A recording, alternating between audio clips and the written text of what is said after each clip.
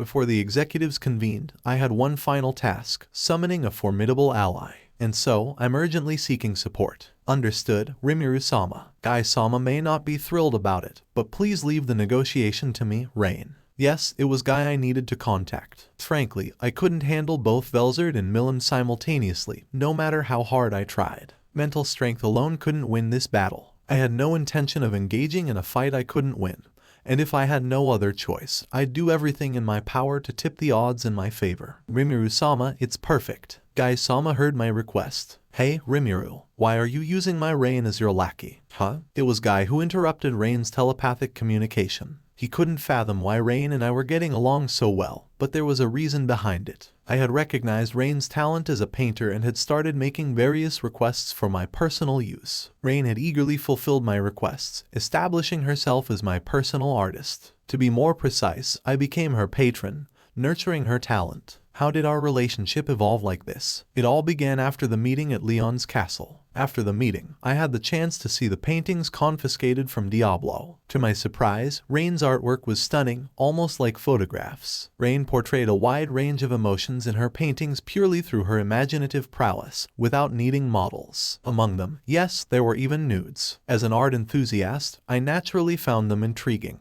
My interest was purely artistic, of course. The pursuit of beauty knows no bounds, and I was endlessly captivated by it. I had no guilty conscience whatsoever. Out of intellectual curiosity, as someone who appreciated beauty, I casually asked her, Rain, can you paint nudes without a model? It's costly. It wasn't about whether she had the ability, it was about the expense. So, discreetly, I handed her a bag of gold coins. Rain accepted it without hesitation and explained that gold coins meant little to a demon. I saw this as the beginning of a subtle psychological game. I asked her what she desired in return, and the conversation continued. It wasn't subtle at all, and there were no implications. It was a direct. Well, ignoring the outsider's interruption and continuing the conversation, Rain's request was simple. I'm interested in points, she said, looking at me with genuine eyes. From there, it was easy to win her over. I had numerous private meetings with Rain, eventually becoming her patron, supporting her artistic endeavors. If Seal-san had conducted a memory save in my brain, I might not have been as enthusiastic about it. However, since it was uncooperative in crucial moments, Rain's paintings became my solace.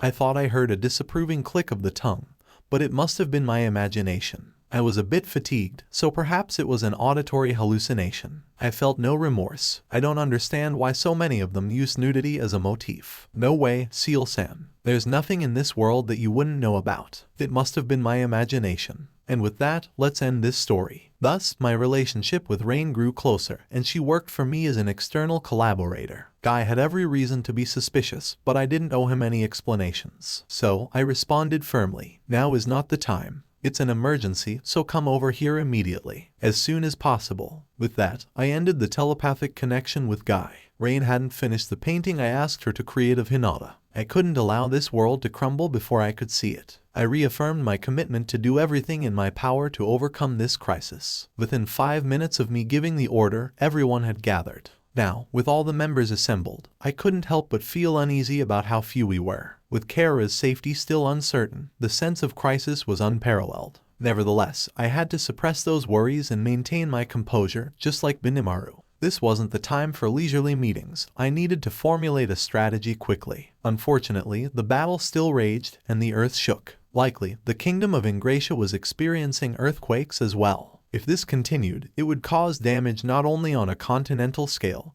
but on a planetary scale. To prevent this, I had to apologize for my selfishness this time. The decision I had arrived at, Guy and I going out to take action, might seem hasty, reckless, and unplanned. Even my reliable partner Seal-san couldn't come up with a better strategy, so I reluctantly agreed. Thank you all for gathering here. As for how to deal with Milim, I will go. My declaration brought tension to the room. It was understandable. For a leader to act alone was generally a bad plan. It was more common in my case, but it was unusual to skip discussion altogether, so I could see why everyone had their reservations. Fufufufu. Well then, I will accompany Rimuru-sama. No, you're certainly strong, but can you hold back against Milim? I'm sure a more suitable opponent will appear, so show me your skills to your heart's content. I declined their offers. No matter what anyone said, this was my decision. Sending in large numbers against Milim would only increase casualties.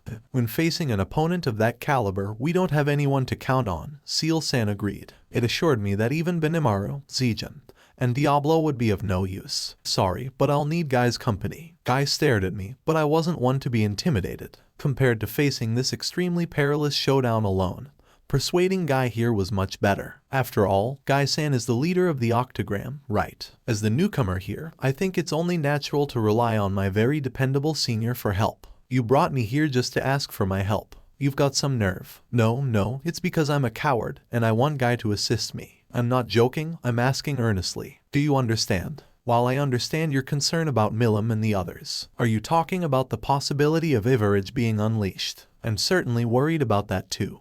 But if this world is destroyed before that happens, it's over either way. So, you've realized that. Actually, I don't understand Velzard's intentions. I don't think her goal was solely to provoke Milim into a rampage. Making her lose control was a means to an end. What did Velzard want to achieve beyond that? If we could figure that out, there might be a way to address the situation, but now wasn't the time to dwell on it. To save Kara and the others, I had to set aside my concerns. Most likely, Velzard wants to face me seriously. She wants the same thing she's always wanted, to prove herself better than me in a real fight. I was puzzled by his sudden statement, but when I looked at Guy, he wore a very serious expression. Apparently, he meant it sincerely. I couldn't believe this world was on the brink of destruction over a lover's quarrel. I was perplexed, but I couldn't leave it at that. Even if that's true, the planet will be shattered if they keep fighting. We have no choice but to stop it. They're summoning us there, you know. Feldway's plan will fail if we don't go, so isn't that the best course of action? According to Guy, this planet couldn't be destroyed because it was created by Veldanova's power. However, Milim's power continued to grow, and if left unchecked, the planet would be contaminated by magicules. Despite the risks, I thought Guy's decision was correct to avoid summoning Ivarage. However, I nodded in agreement, but that option was no longer available. Unfortunately, Kara and the others have been turned into ice sculptures, so I can't just leave them. Kara wasn't the only one. Frey, Karian, and the others who fought there had to be rescued. Otherwise, we could never live in a world where we could all smile together. My determination remained unshaken. Fine, I get it. I'll go with you, Guy said, standing up in exasperation.